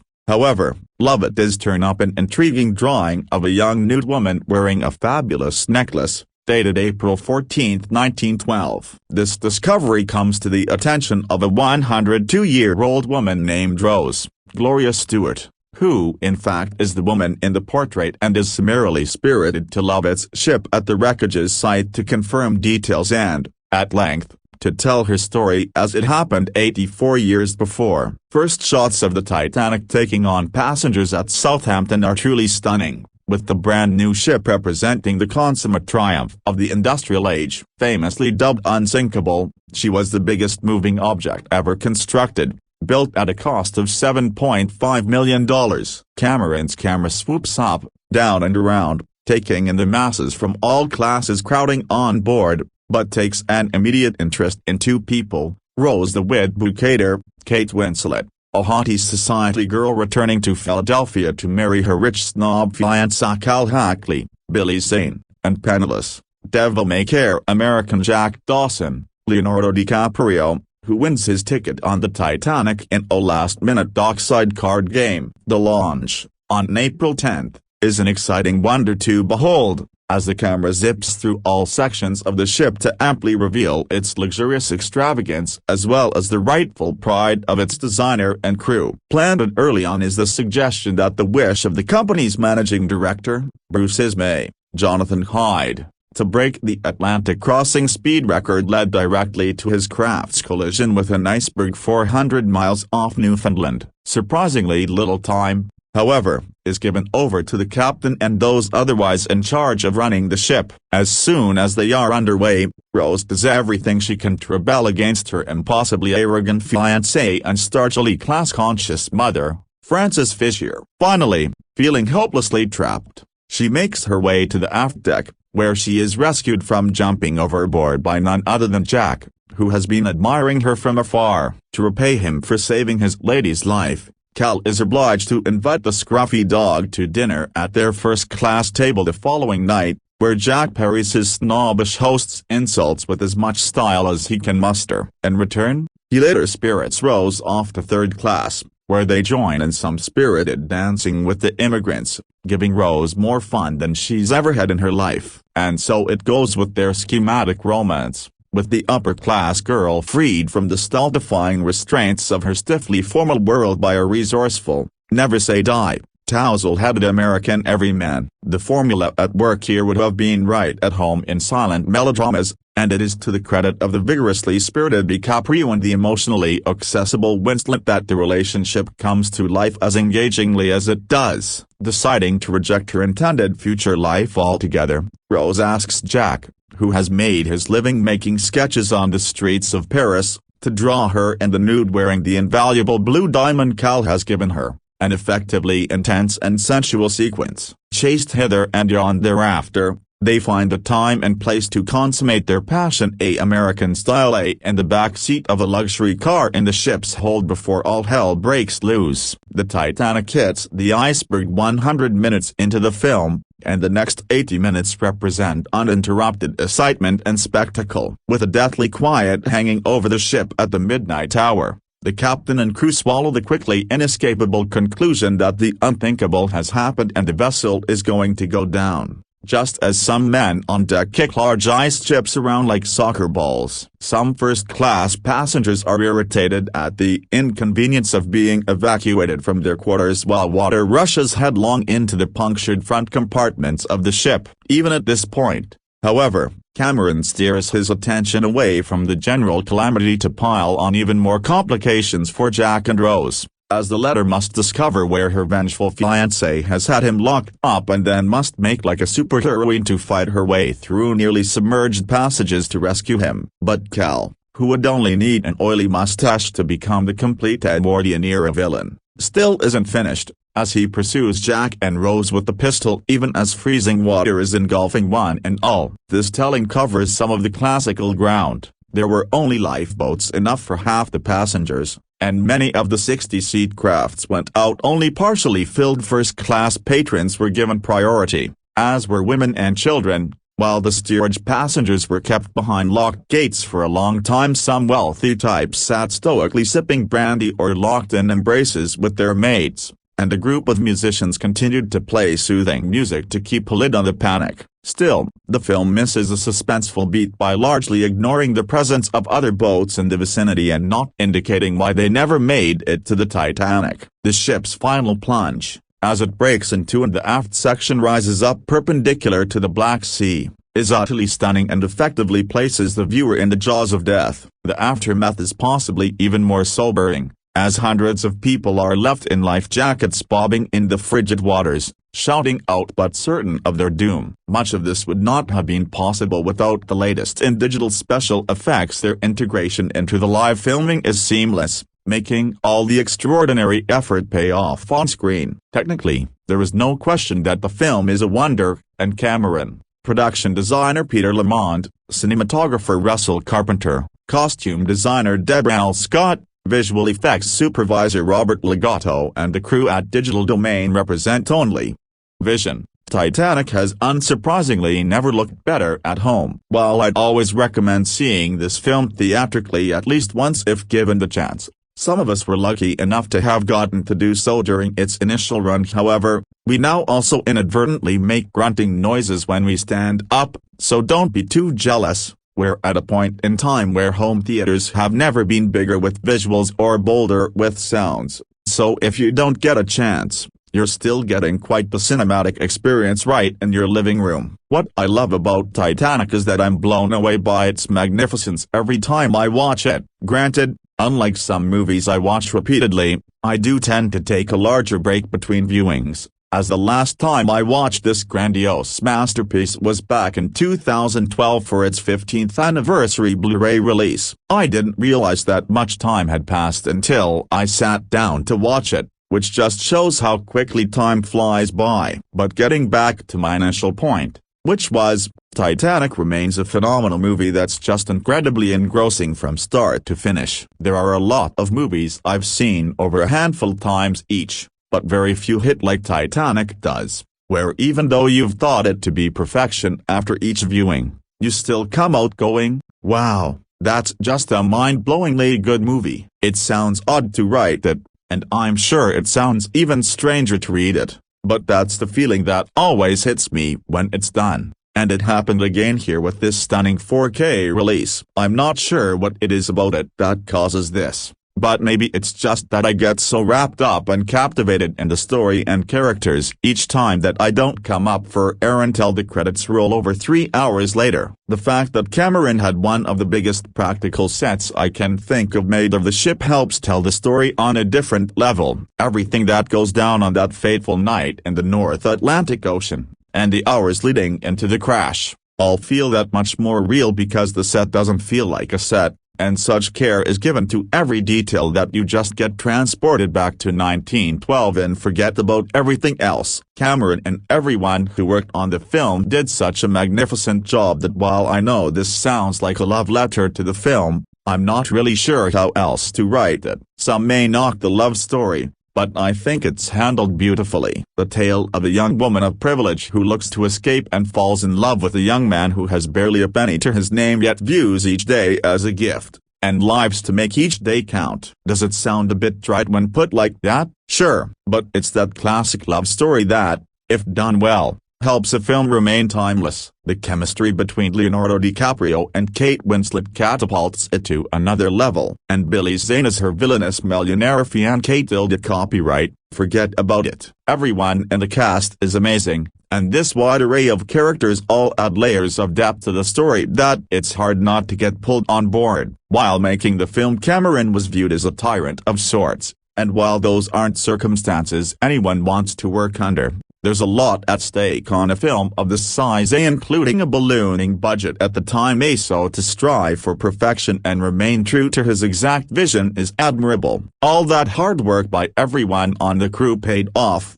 as we're now heading towards 3 decades later, and Titanic has not only stood the test of time but proven to be unsinkable, forever taking its place in Hollywood as one of the greatest epic love stories of all time. Overall movie score, 5.5 4K Blu-ray video and audio review. While I touched on how gorgeous the 4K remastering is, let's go a little bit deeper here, as the incredible work done here. Well, incredible doesn't do it justice. This is one of the best remastered 4K releases that has ever been released, without question. The love that has gone into bringing every scene to life in all the best ways is astonishing. Everything fans of film remains, just in the clearest fashion, with absolute stunning visuals, breathtaking details that truly showcase how much work went into the creation of this film on all levels, and just jaw-dropping lighting thanks to the fresh coat of Dolby Vision the movie has been given. The depth of colors and lights and darks that just flow so naturally thanks to the power of Dolby Vision, and the work done here is hard to put into words. Again, this is just some of the best work that the format has seen,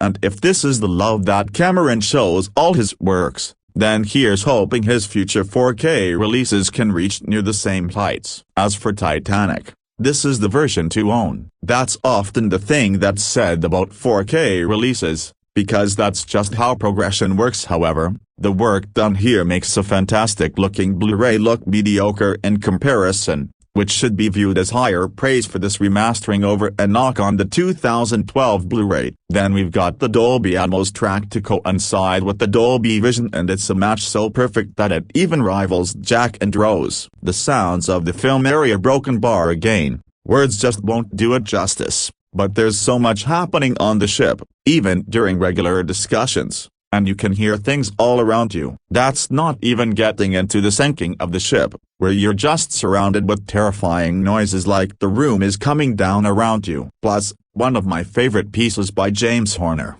Hymn to the Sea, has never sounded better outside of a theater. The remastering across the board is simply spectacular, and again it must be stated that this is one of the best 4K releases that the format has seen yet. Do not hesitate to pick it up and add it to your collection at your earliest convenience. Special features. We've got a mix of legacy features, as well as some new hefty features, which are always hoped for, but often never expected for these releases. I'll detail the new features for those interested in what they bring to the table, as well as list the legacy features. So, let's dive right in. 4K Blu-ray Disc 2005 Audio Commentary. James Cameron speaks about the film in depth, and really, who else do you want to hear from if you want to learn about the film? 2005 Audio Commentary. A cast and crew speak about working on the film on this track. 2005 Audio Commentary. This one features historians Don Lynch and Ken Marshall. So overall you've got 3 different tracks with different perspectives,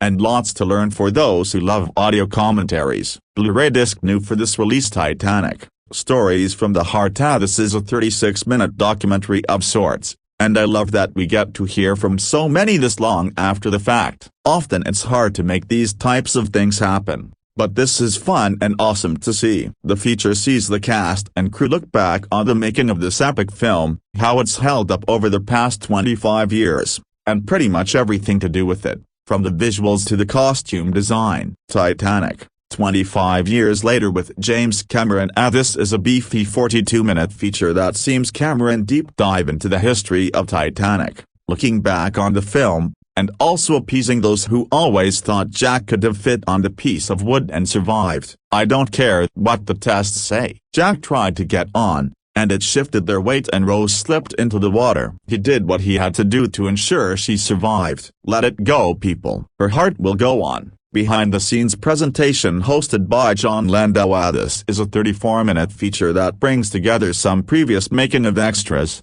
so it kind of brings things together into an easier-to-digest package for those who want to just set it and forget it for half an hour, instead of watching a few minutes, clicking next. At Broken Bar Plus, there are plenty who haven't seen these before, so it's nice to have them together like this. Trailer presentation hosted by John Landau. This is an 8-minute featurette that sees Landau talk about the advertising of the film all those decades ago, as well as a look at a trailer that gave the film action movie vibes. Brief, but fun stuff. Legacy features reflections on Titanic. This is a 4-part documentary that's over an hour in length. Titanic, The Final Word with James Cameron. Deleted scenes. Additional behind-the-scenes deep dive. Upside-down wreck miniature Escondido underwater set to Rose's sinking simulation. 1912 morph transition VFX melting pot deep dive presentation narrated by James Cameron. $200 million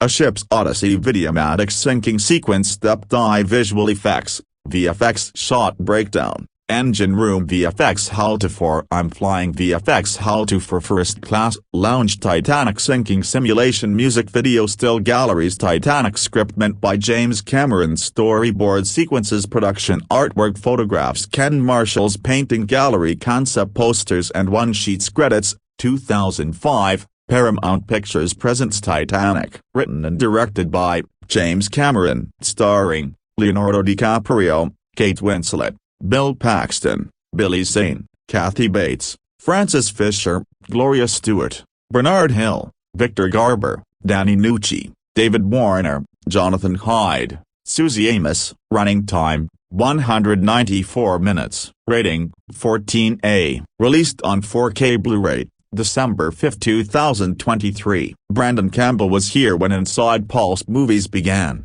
and he'll be here when it finishes, in 2012. When a cataclysmic event wipes out the servers, as well as everyone else on the planet other than John Cusack and those close to him. Brendan's the #1 supporter of Keanu Reeves, a huge fan of popcorn flicks and a firm believer that sheer entertainment can take a film a long way. He currently resides in Canada, where, for reasons stated above, he's attempting to get closer to John Cusack. The year is 1912. And the newly commissioned luxury liner RMS Titanic is about to make her maiden voyage across the Atlantic to New York City. On board are the well-to-do of both American and British society at the time, including Melly Brown, John Jacob Astor, Benjamin Guggenheim and more than 2,000 other passengers. Among them is Rose the Widbucator, Kate Winslet, a young Philadelphia socialite who's engaged to be married to a well-to-do gentleman named Caledon Hackley, Billy Zane. But Rose doesn't care much for Cal, so once the ship gets underway she nearly takes her life by jumping overboard. She's saved instead by Jack Dawson, Leonardo DiCaprio, and in more ways than she can possibly imagine. It turns out that Jack is a working-class American artist who's been drifting around Europe, and who won his ticket home in a poker game. It's not long before a passionate love kindles between Jack and Rose, but the relationship quickly becomes a struggle against class lines, Hockley's rage, and an unthinkable fate. The sinking of the most magnificent ship of its age. When director James Cameron sets out to make a movie, he doesn't fool around. Titanic was a huge gamble for then 20th Century Fox, which footed the lion's share of its budget.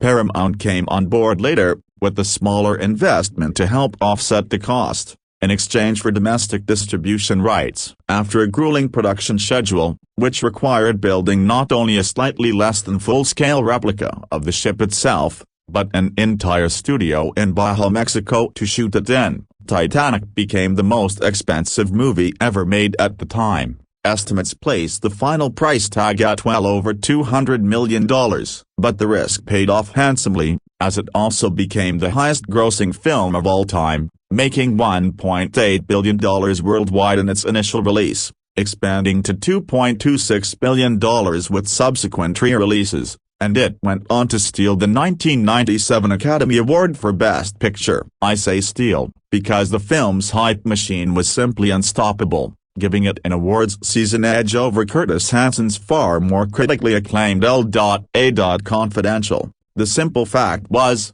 Cameron was king of the world that year. He even said as much, when he accepted his Oscar. Titanic's strength lies in the sheer simplicity of its story. It's essentially Romeo and Juliet get shipwrecked. The script is uneven, a slow romance for the first half, non-stop action for the second, and it's always melodramatic. The characters are a bit two-dimensional, and the acting is only fair, though Kate Winslet, Billy Zane, and Gloria Stewart give particularly good performances. Still, there's no denying that Titanic works on many levels. That bit where you see the computer simulation of the ship sinking early on, thus preparing you for experiencing the actual sinking later, brilliant. This film grabs onto your senses, and your heartstrings, and shakes you silly for 3 hours. Like much of Cameron's work, Titanic was unlike anything that had come before it. Its special effects were groundbreaking, as was the sheer audacity and scale of its production. Under Cameron's guiding hand, the great lost luxury liner was given new life in such magnificent detail that you couldn't help but be impressed. James Cameron's Titanic is, quite simply, a cinematic tour de force. Start of updated text. Titanic was shot on 35mm photochemical film, specifically Eastman EXR 50D 5245 and Contatc Vision 500T 5279, in Super 35 format by cinematographer Russell Carpenter. True Lies, Avatar, The Way of Water, using Airful X35-3, Panavision Panaflex Gold 2, and Panavision Panaflex Platinum cameras, with Panavision Primo spherical lenses, and it was finished on film at the 2.39:1 aspect ratio for its initial theatrical release back in 1997, which included 35mm anamorphic release prints, as well as 70mm blow-ups. I've recently had the chance to speak with Lightstorm's SVP of Production Services Technology, Jeff Burdick, about the process involved in bringing this film to the 4K Ultra HD format, and have confirmed that the new Titanic UHD remaster is built upon the 2K digital intermediate work done in 2012 for the theatrical 3D release, which began with native 4K scans of original camera negative and the best available VFX footage, including interpositive material, were available and useful. At the time, however, Stereo D could only work in 2K resolution. So the important thing to understand here is that work on this film has essentially been ongoing in the years since, with the overall goal always to bring the image up to the current state-of-the-art using the latest available mastering technology. A new 4K digital intermediate has since been built using the original scan data, and VFX footage was never simply upraised or completely redone, but new details were often added, back in 2012, to enhance the shots at Cameron's direction. An example is the scene where Cal looks out the window of his first-class private promenade deck as originally filmed. The view outside was just a painted blue card. A little bit of detail, movement, and specularity has been added to the ocean surface. Another example involves the night sky as seen at the end of the film, when Rose is awaiting rescue. The stars above are now correct for that date and time in history, thus fixing an infamous error pointed out previously by a popular online science communicator. More recently, Lightstorm has worked with Peter Jackson's Park Road Post to optimize the 4K image in a hands-on and closely supervised process that involved remastering the film scene by scene, and shot by shot, sometimes working on different areas within the same frame to ensure that every bit of detail in the negative is visible, while managing but never eliminating organic grain, which, it should be noted, was intended to be very fine given the film stocks used. The specific techniques applied were different for each shot, but involved proprietary deep learning algorithms developed by Park Road. The point is, shot by shot throughout the film, the Lightstorm and Park Road teams have worked together to maximize the film's 4K image quality to Cameron's specific standards and preferences, which includes a new high dynamic range color grade that's available on this disc in Dolby Vision format, with the usual HDR10 base layer. And the resulting image was directly approved by Cameron and producer John Landau.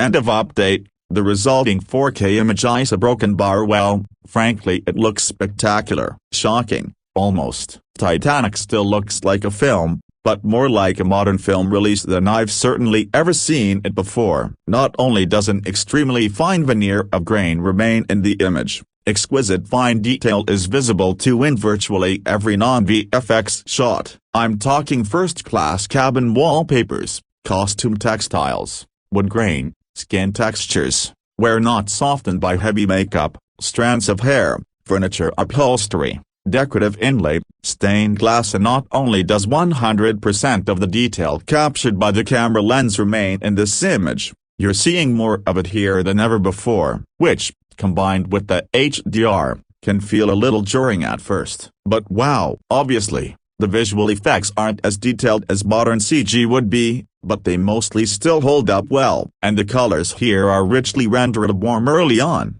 and cool blue when night falls, and the icebergs strike us with deep contrasts, genuinely bold highlights. The gleaming gold inlays on carpentry and set decor truly shine, and plenty of shadow detail visible. Video data rates remain in the 50-70 Mbps range, which certainly enhances all of the above. For a film of this vintage, the remastered image is pretty extraordinary. I'm almost tempted to give the image quality an A+ grade, but I can't quite do that given the amount of upsampling that's obviously being done for effects shots, which dominate the second half of the film. But holy shit, does this 4K image look A, remarkable, and B, so much better than I was expecting. It's worth noting that my old friend and film restoration expert extraordinaire, Robert A. Harris, is in full agreement over at Home Theater Forum. Click here for his own take. The 4K image here isn't perfect, but Titanic simply shouldn't look this good, yet it does. You'll understand what I mean when you see it for yourself. Again,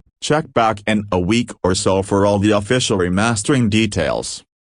Sonically, Paramount's 4K disc offers its primary audio in a new English Dolby Atmos mix, a home theater port of the sound mix people experienced in IMAX theaters earlier this year. This too is terrific, offering a smooth and expansive forward sound stage, tonally very clean and naturally centered dialogue, constant but often subtle use of the surround channels for music and immersive effects, and plenty of strong bass, especially when the ship starts going under in the second half of the film. The height channels too are employed constantly but subtly, for example in the opening shots of the subs descending into the depths from above. James Horner's score filters in from all around the listening environment. This is not the most aggressive Atmos mix you've experienced on this format, of the kind that's wall-to-wall with discrete directional placement and whiplash movement around the stage, but the fidelity and sheer dynamics here are fantastic. Additional audio options on Paramount's US 4K release include English 2.0 DTS HD Master Audio, English 5.1 Descriptive Audio,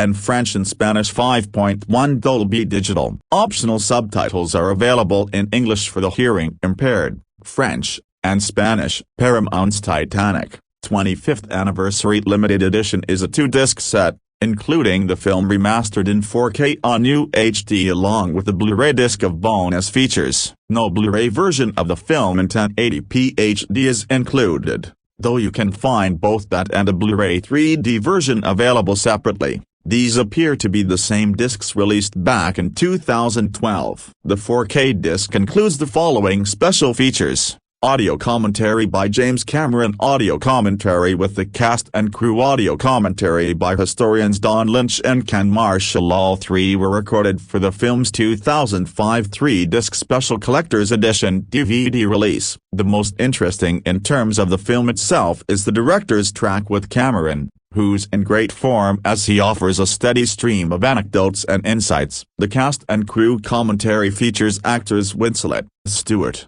and Louis Abernathy, who plays Louis Bodini, and who's also deep-dived with Cameron on occasion, along with producers John Landau and Ray Sancini. Winslet and Stewart have great chemistry together, but the producers do the heavy lifting here. Unfortunately, Leonardo DiCaprio is once again Mia. Of more general interest is the commentary with historians Don Lynch and Ken Marshall, who discuss the accuracy of the film compared to what's known of the real-life events. They also address controversies that have arisen over the years due to contradictions in the eyewitness testimony of Titanic survivors. It's fascinating stuff. To this, The bonus Blu-ray adds a treasure trove of both new and legacy special features, the source of which is indicated below by ABD and a 2005 DVD, including Titanic, Stories from the Heart, HDA 35 hours 58 minutes, a new Reflections on Titanic, HDA 4 parts a 63 hours 46 minutes in all, ABD. Titanic, 25 years later with James Cameron, HDA 42 hours 6 minutes, a new Deleted scenes with James Cameron introduction and optional commentary, HDA 30 scenes a 57 hours 28 minutes in all, ABD behind-the-scenes presentation hosted by John Landau, HDA 34 hours 13 minutes, a new additional behind-the-scenes featurettes, SDA 35 featurettes a 34 hours 54 minutes in all, a 2005 DVD deep dive presentation narrated by James Cameron, SDA 1531, a 2005 DVD $200 million A Ship's Odyssey, The Titanic Crew Video, SDA 1754, a 2005 DVD Videomatics, SDA 3 segments a 314 in all, a 2005 DVD Visual Effects, SDA 4 segments a 746 in all, a 2005 DVD trailer presentation hosted by John Landau, HDA 816, a new Celine Dion's My Heart Will Go On music video, SDA 445, a 2005 DVD Still Galleries, HD, ABD Titanic scriptment by James Cameron storyboard sequences, 9 galleries, production artwork, 3 galleries, photographs, 9 galleries, Ken Marshall's painting gallery concept posters and 1 sheets, 3 galleries including new fan poster art, a new credits, 2005. The first thing to note here is that this is most of the previous special features content, but not everything. A few things are missing, but more on that in a minute. The new material begins with Stories from the Heart, which is a great half-hour retrospective piece featuring Cameron, Landau, and Winslet sharing their memories of the genesis,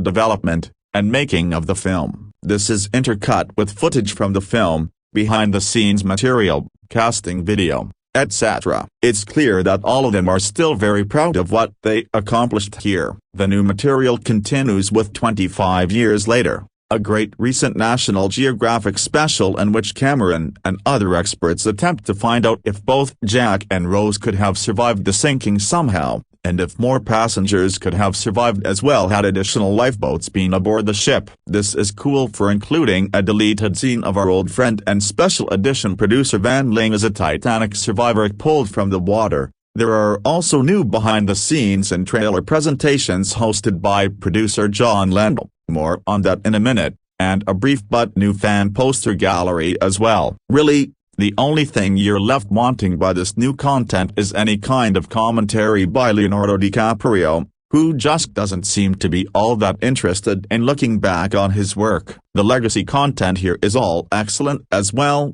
produced by Ling and Ted Marsh. Beyond the commentaries, there's nearly an hour of deleted scenes, plus the original hour-long Reflections on Titanic documentary, and a truly massive gallery of still images from the production, including Cameron's original scriptment for the film, all 482 pages of it, as well as storyboard drawings, production photographs, pre-production concept and design artwork, and more. There are literally thousands of images collected here, so there's plenty to see and explore if you haven't done so already. But as noted earlier, not everything produced previously is included here. Missing are 26 of the previous Blu-rays behind-the-scenes featurettes totaling about 29 minutes, among them, Southampton Flop, View from the Pub VFX, Leaving Port VFX, The Engine Room, The $1 Million Shot, Big Ship Set VFX, The Grand Staircase, Costume Design, Iceberg, Deck VFX, First Class Lounge Miniature, Crane's Helicopter, Flooded First Class Dining Room, The Sinking Riser, Ship Extensions, Grand Staircase Flooding, Miniature Hull Flooding, Jumping Stunts, The Tilting Poop Deck Set, Deck Sliders, Digital Stunt People, Ship Split Miniature, The Toilet Paper Shot, Final Plunge VFX, Underwater Green Screen, interior tank shot, breath shots, and the final shot. Here's what's clever though, the best of this material is highlighted in Jon Landau's behind-the-scenes presentation, so you still get to see it, and now with much more context. Also technically missing is the original construction time-lapse with optional commentary by Ed Marsh, STA 430, from the 2005 DVD, but most of that footage too is now included in the behind-the-scenes presentation. The new Blu-ray also doesn't include all of the separate trailers and TV spots from the previous Blu-ray and 2005 DVD, including teaser trailer, concept artwork, SDA 150, theatrical trailer 2, HDA 415, theatrical trailer 3, HDA 232, international trailer, HDA 106, 2012 release trailer, HDA 211, 2012 release trailer 3D, HDA and 3DA 209, and TV spots, STA 7 spots A326 in all. However, once again the best of this content remains in Jon Landau's new trailer presentation video. So this is another clever way to save a little bit of disk space while retaining at least highlights from the missing content. Genuinely missing from the previous Blu-ray is Titanic, The Final Word with James Cameron, HDA 96 hours 16 minutes, and missing from the 2005 DVD are Titanic parodies, SDA 3 segments A1016 in all, Fox Special, Breaking New Ground, SDA 42 hours 46 minutes, Press Kit featurettes, SDA 7 featurettes A1832 in all, 1912 new reel with optional commentary by Ed Marsh, SDA 223. Titanic Ship's Tour with optional commentary by Anders Falk, SDA 740, and the interactive viewing mode, which allowed you to watch the behind-the-scenes featurettes in context within the film. The international 2005 DVD release also included the HBO First Look at Titanic, The Heart of the Ocean, SDA 27 hours 33 minutes, special, which the US release did not. The bottom line is that if you want to retain all of that original content, you'll definitely want to keep your previous Blu-ray and DVD editions. Paramount's 25th anniversary limited edition packaging features a beautiful library slipcase, with a dark plastic slipcover that features the film's title in gold. Inside the slipcase is a 32-page hardcover coffee table book, with a schematic of the ship on the front, filled with images from the film, artwork, and rare production photos. Its back and side cover has 2 slots that hold the set's disc. There's also a handsome white star-lined envelope that contains prop reproductions of a Titanic boarding pass, a launch viewing ticket, ship menus, notes from Jack to Rose and Rose to Cal, and sheet music for My Heart Will Go On, as well as a blueprint-style schematic of the ship itself. A digital code should also be included on a paper insert, but alas, mine was missing. In any case, it's a handsome, if expensive, package. Editor's note: if you've purchased this box set and found that your copy did not include a digital code slip, refer to the instructions at the end of this review.